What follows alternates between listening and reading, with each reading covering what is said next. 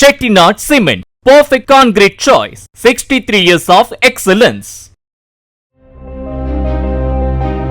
சேலம் மாவட்டம் வாழப்பாடி அருகே கரியக்கோவில் பகுதியில் திராங்காடு திமுக கிளை செயலாளராக இருந்த ராஜேந்திரன் மனைவி கண்முன்னே நாட்டு துப்பாக்கியால் சுட்டுக் கொல்லப்பட்டார்.